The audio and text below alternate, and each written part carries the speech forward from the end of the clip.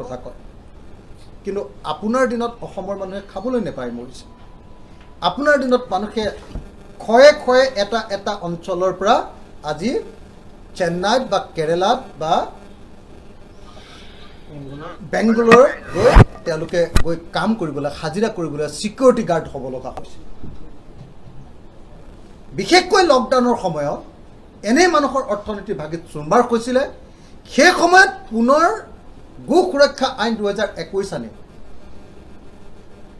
এনেকৈ গোটেই গৰু অৰ্থনীতিটো গৰু ব্যৱসায় গৰু গাখীৰ গৰুৰ খেতি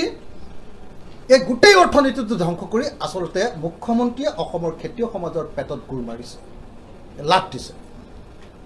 আৰু অসমৰ খেতিয়কৰ পেটত লাট দি অসমৰ শ্ৰমজীৱী মানুহ কষ্ট কৰি খোৱা মানুহৰ পেটত লাট দি অসমৰ গোপালকৰ পেটত লাট দি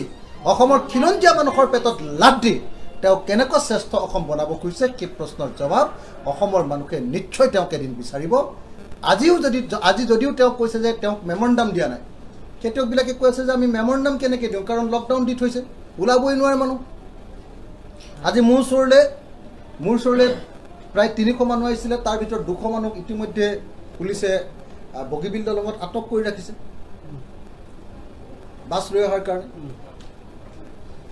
গতিকে এই মুহূৰ্তত খুব স্পষ্টকৈ মই ক'ব খুজিছোঁ যে মুখ্যমন্ত্ৰী মহোদয় আপোনাৰ যদি সঁচাকৈ মানৱীয়তাৰ গুণ আছে আপুনি যদি আউট এণ্ড আউট কমিউনেল হৈ যোৱা নাই একেবাৰে আপুনি যন্ত্ৰৰ নিচিনা যদি সাম্প্ৰদায়িক হৈ যোৱা নাই তেতিয়াহ'লে অসমীয়া মানুহক বচাবৰ কাৰণে অসমৰ খিলঞ্জীয়া মানুহক বচাবৰ কাৰণে অসমৰ খেতিয়কক বচাবৰ কাৰণে অসমৰ গোপালকসকলক বচাবৰ কাৰণে আপুনি গো সুৰক্ষা আইন 2021 বাতিল কৰক এইখিনি কথা ক'বৰ কাৰণে মই আপোনালোকক নিমন্ত্ৰণ কৰি আনিছিলোঁ এতিয়া আপোনালোকে এখেতসকলৰ পৰা কাহিনীবিলাক শুনিব পাৰে কি কৰি দিব খুজিছোঁ যে এইসকল আহিছে আটাইবিলাক ধেমাজি জিলাৰ পৰা মই শিৱসাগৰ সাৰ্কিট হাউচত থকা বুলি গম পাই তেখেতসকল ধেমাজিৰ পৰা আহিছে নিজৰ গাড়ী ভাড়া কৰি আহিছে আৰু তেখেতসকল মোৰ ওচৰলৈ অহাৰ একমাত্ৰ কাৰণটো হ'ল যে যোৱা 13 জুলাই তাৰিখৰ দিনা অসম বিধানসভাত অসম গো সুৰক্ষা আইন বিধেয়কৰ পৰা যিটো আইনত পৰিণত হ'ল অসম গো সুৰক্ষা আইন 2021 সেইখন বাতিল কৰিব লাগে এই দাবী কৰিবৰ কাৰণে এই অনুৰোধ কৰিবৰ কাৰণে তেখেতসকল আটাইয়ে মোৰ ওচৰলৈ আহিছে তেখেতসকলে কৈছে যে অসম বিধানসভাৰ বাহিৰত আৰু ভিতৰত মই যেহেতু এই গো সুৰক্ষা বিধেয়ক 2021ৰ বিৰুদ্ধে ব্যাপক ৰূপত প্ৰতিবাদ কৰিছিলোঁ মাত মাতিছিলোঁ গতিকে তেখেতসকলে মোৰ ওচৰলৈ আহিছে যাতে এই বিলখন ইতিমধ্যে আইন হ'লে এই আইনখন যাতে বাতিল কৰে সেই দাবী কৰিবৰ কাৰণে চৰকাৰক এই কথা মোৰ জৰিয়তে জনাবৰ কাৰণে তেখেতসকল ইয়ালৈ আহিছে মই আপোনালোকক খুব স্পষ্টকৈ এটা কথা ক'ব খোজোঁ আজি প্ৰায় এঘণ্টা সময় ধৰি এখেতসকলৰ লগত ধেমাজি জিলাৰ পৰা অহা গোপালকসকলৰ লগত মই আলোচনাত বহিছিলোঁ আৰু আলোচনাত বহি মই দেখিবলৈ পালোঁ যে একোজন গোপালকৰ তাত 700-800ৰ পৰা 100-200 এনেকুৱা ধৰণৰ গৰুৰ খুঁটি আছে জোনাই সমষ্টিটোৰ প্ৰায় আটাইবিলাক মানুহৰ ঘৰৰে এনেকুৱা গৰু পালন আৰু গৰু বিক্ৰী কৰাৰ ব্যৱস্থা আছে এনেকুৱা যে কাৰোবাৰ যদি গৰু খুঁটি নাই যেনেকৈ ধৰক এই বৰ্মনৰ কিমান গৰু আছে আপোনাৰ 200 আছে এখেতৰ 200 গৰু আছে আৰু সেই 200 গৰু তেখেতে 4জন কৰ্মচাৰী লৈ অৰ্থাৎ গৰু চৰুৱা মানুহ লৈ তেখেতে সেই গৰুবিলাক পোহে এতিয়া এই বৰ্মনৰ এই যি 200 গৰু এই বিলখন অহাৰ আগতে কেই তাৰিখৰ পৰা 13 মাৰ্চৰ পৰাই দেই এতিয়া নহয় 13 মাৰ্চ তাৰিখৰ পৰাই 2021ৰ 13 মাৰ্চ তাৰিখৰ পৰা তেখেতসকলৰ গৰু বিক্ৰী বন্ধ কৰি দিয়া হৈছে 13 মাৰ্চ তাৰিখত তেওঁলোকক কি কৰা হৈছিলে যে তেওঁলোকে বজাৰলৈ যদি গৰু নিয়ে তেতিয়াহ'লে RSSৰ এটা সংগঠন কি জ্ঞান কি নাম আছিলে সংগঠনটোৰ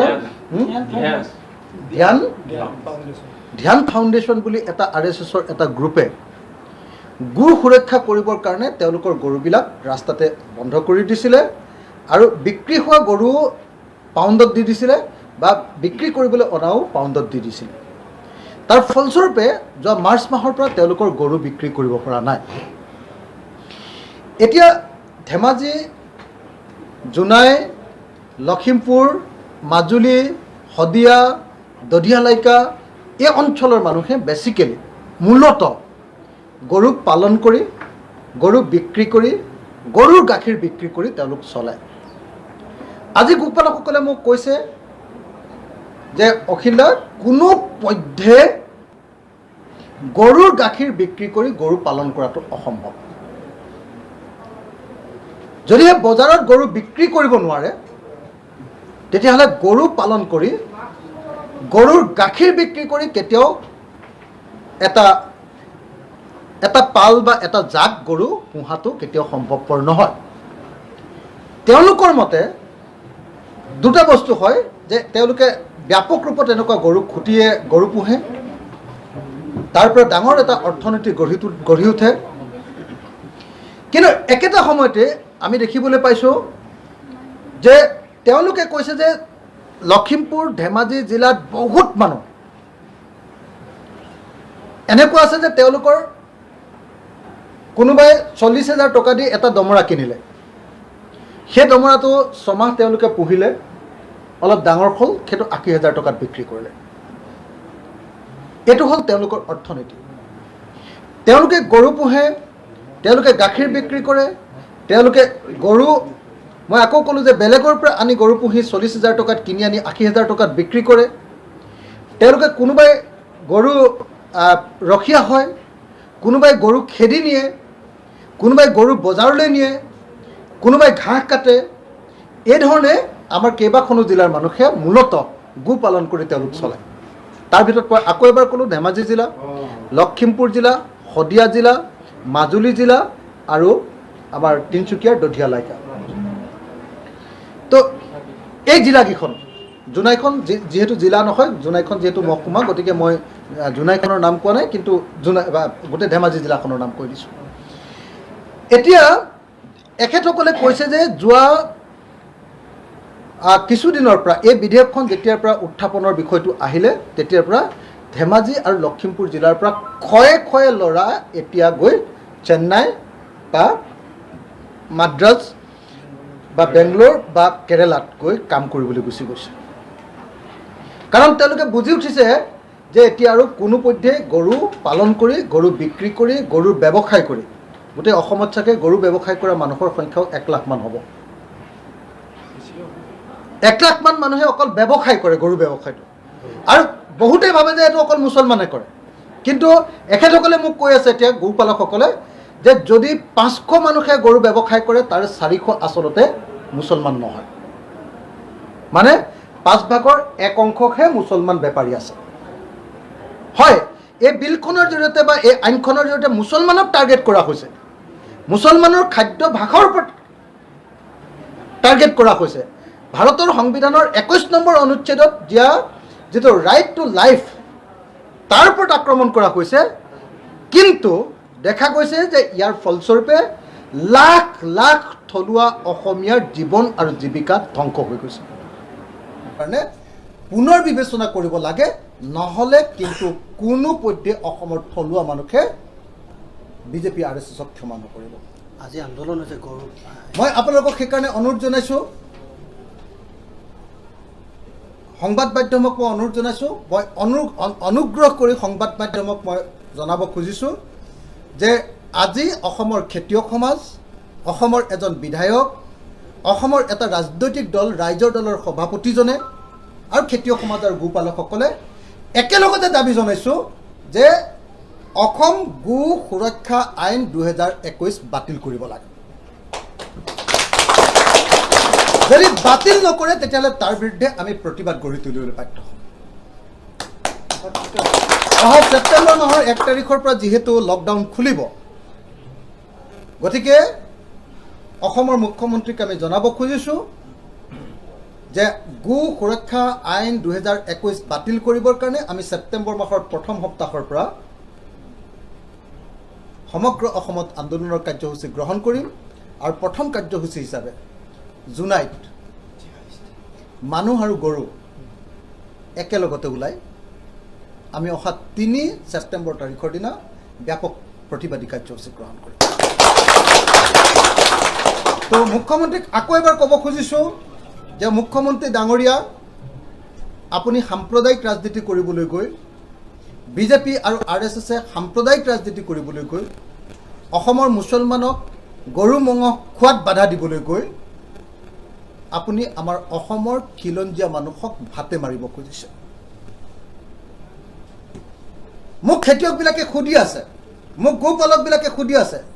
যে মুখ্যমন্ত্ৰীয়ে কৈছে যে গৰু বিক্ৰী কৰিব নোৱাৰে, কিন্তু আমাৰ যে হাজাৰ হাজাৰ গৰু আছে, কাৰোবাৰ 800, কাৰোবাৰ 1200, কাৰোবাৰ 200, কাৰোবাৰ 100, এই গৰুবিলাক আমি এতিয়া কি কৰিম? তেওঁলোকে মোক স্পষ্টকৈ কৈছে যে গাখীৰ বিক্ৰী কৰি গৰু ৰক্ষা কৰাটো কেতিয়াও সম্ভৱপৰ নহয়।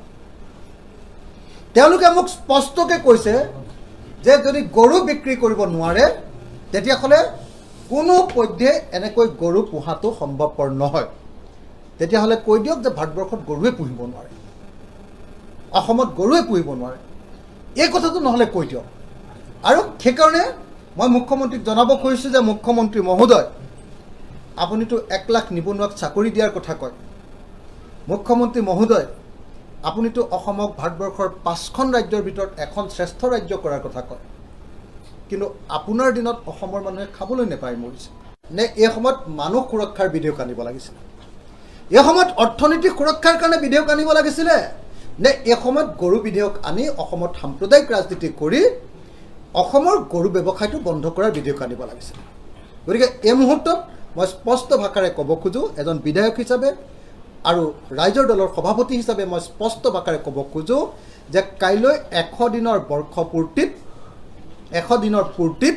কাইলৈ অসমৰ মুখ্যমন্ত্ৰীয়ে অসমৰ জনগণৰ কাৰণে, অসমৰ নাগৰিকসকলৰ কাৰণে, ইনক্লুডিং সাংবাদিকসকলক ধৰি সকলোৰে কাৰণে এটা অৰ্থনৈতিক পেকেজ ঘোষণা কৰক। এই অৰ্থনৈতিক পেকেজক কেতিয়াও তেওঁলোকে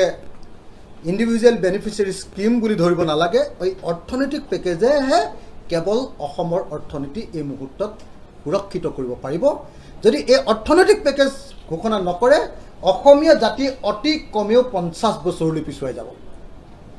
গতিকে বাকী কামবিলাক বন্ধ কৰিব লাগে। বাকী যিবিলাক মানে ফূৰ্তি তামচাৰ কাৰণে কৰা খৰচ সেইবিলাক বন্ধ কৰিব লাগে, আৰু বন্ধ কৰি আনন্দ উৎসৱ অনুষ্ঠান বৰ্জন কৰি এই মুহূৰ্তত অসম চৰকাৰে 100 দিনীয়া পূৰ্তিত কাইলৈ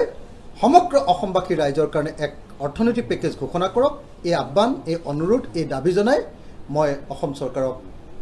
এই কাম কৰিবৰ কাৰণে পুনৰ আহ্বান জনাওঁ। শ্ৰেষ্ঠ ৰাজ্য